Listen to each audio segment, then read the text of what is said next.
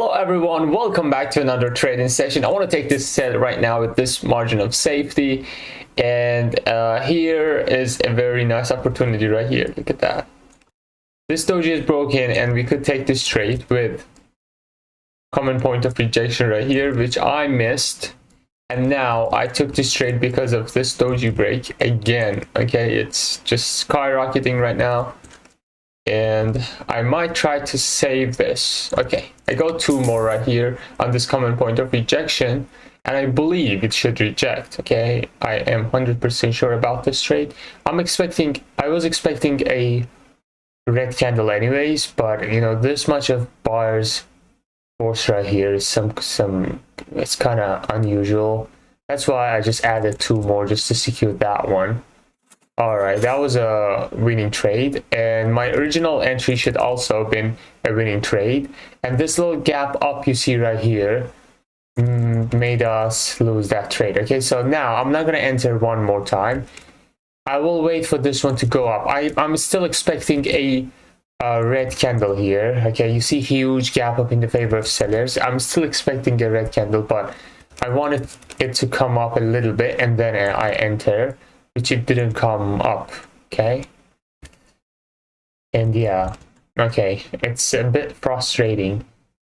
My entry was good, everything, but this gap up made me lose my first entry, right? So let's just look at other pairs. Today's market is not bad. Okay, I've been looking at the chart. We see some beautiful setups, and look at that. First touch, second touch, lower low, and now we're waiting for this one to have the breakout. And the good thing about this breakout is we have an ABC here, and if we break this, it's basically breaking ABC as well, so it's going to be a good setup for me. All right. Oh, look at the back, look at this area. Oh my god, we have a very respected support area. See how many times the price has respected to the support. And then if you have been following me for a long time, you know that this area is a decision point, right? The point that the market decided to have the breakout. So I am pretty much sure that if we go to lower time frame, we can spot the proper entry for this trade. Okay, I will check that. I will check this for you, but before that, I want to take this breakout trade. Oh no, please, man, please break that shit. Okay, I take this anyways. Oh my god, I shouldn't. Man, I wanted this one to break this. That way we could take a breakout trade. But this one also is a 2-minute trade. All right. Okay, we have some timer problem right here. No problem. So here I broke my rule. It's not a breakout trade, it's only a ABC break. That's totally fine. No problem. Let's just check out where this is rejecting from. Okay.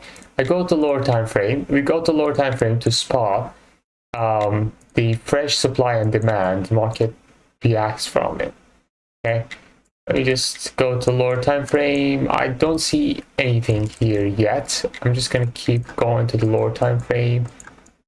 And there we go. This is, oh shit. This is what I'm talking about. Look at that. I will draw that.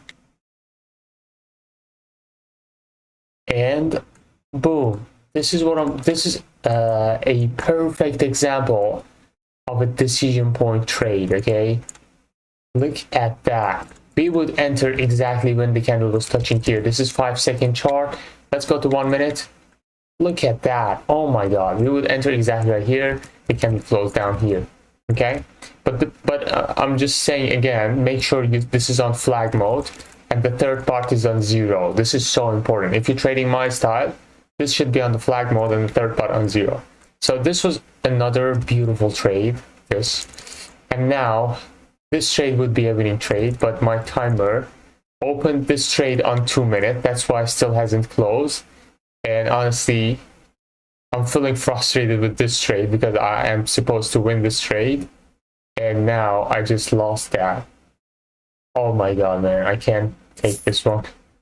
Anyways, so I think there's one of the pairs that doesn't have 1 minute. That's why it just switches to 2 minutes. It usually happens when you click on a pair in main market. It just switches on 2 minutes. That's why I do not trade main market, because it doesn't have 1 minute timer. Anyways, that was a good trick. Okay, let me just look for other pairs.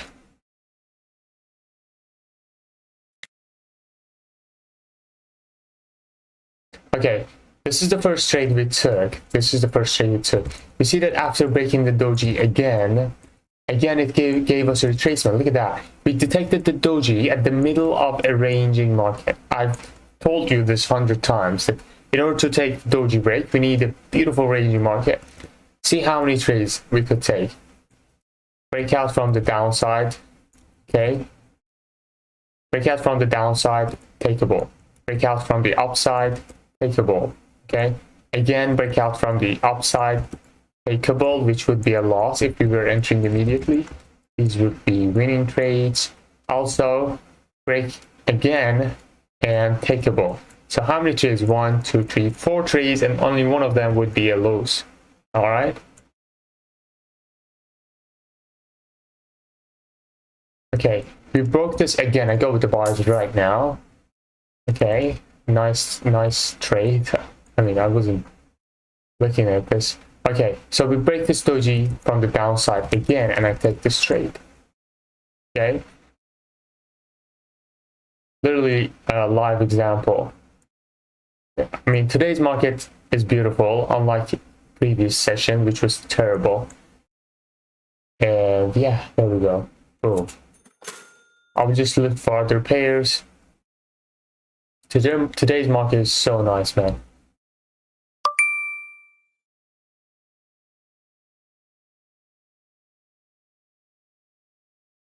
Alright, we have another doji here. Look at that. But would I take these trades? Of course not, because we don't have a ranging market. It was a winning trade, but it doesn't mean that it's a good trade. You see, it's trending up. I wouldn't take these trades at all. The doji trade should be avoided in trending markets. Okay. Let's look for other pairs. Oh my god, the breakout finally happened here. Do you remember this trade? We were looking for this breakout. It didn't happen. We took this trade. We lost on this one because of the timer. And after this, we broke out finally. Okay, and this trade was takeable, but it wouldn't be third touch. It would be fourth touch. Look at that. First touch, second touch, third touch didn't break, fourth touch. So it would be a bit high risk. I don't think I would take this. And now, price has created this QM area for us. This is another setup. If the price comes down here, it would be a dope and beautiful setup. Look at that. Boom. Okay, this is the QM zone for me. I go to the 3 minute to see the engulf, not 5 minutes. We can say this is an engulf, right? It's fine. I go to lower time frame to find the entry, and we see a fresh demand area lining up exactly with the trend line. So this area is going to be a cool area for me. Take the trade. The price comes down here, I will enter and then to go up.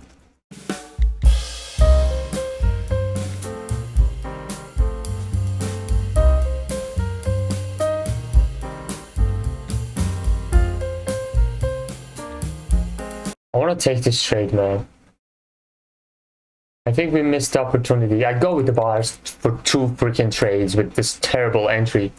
Let's go 2 more. I got 4 trades on this one. And, you know, the reason behind this trade again, a doji break, simple. This historical doji right here, it will perform again. But you know what makes me worried about this trade is a little gap up. This little gap up can mess this up, but I'm confident that this will work. So basically, when we have a doji, it's already worked, like, let's say, a couple of times. Most likely the next time will also work, especially if we are in this kind of market. This is a textbook example. This is so beautiful, right? And I will also show you something else. Look at the previous time we had gap up. It's kind of same, right? Same movement, and we can expect this kind of movement again in the market. That's beautiful, man. Today's market is just beautiful, right? How many trades did we take today? All right, and yeah, see, sometimes market's nice, sometimes looks bad. So when you just avoid taking bad markets, avoid trading in bad markets, you're already winning. Okay, thank you for watching, everybody. Peace out.